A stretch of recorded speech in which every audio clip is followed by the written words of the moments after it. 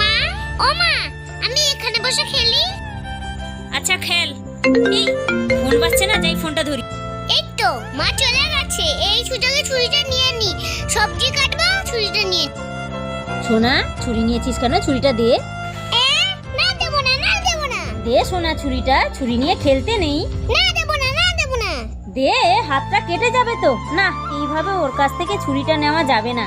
কি যে করি। আইডিয়া। এই যে সসটাকে আমি হাতের মধ্যে আঙুলে লাগিয়ে নেব, দিয়ে চিৎকার করব যে হাত কেটে গেছে, হাত কেটে গেছে। দেখি সোনাই কি করছে।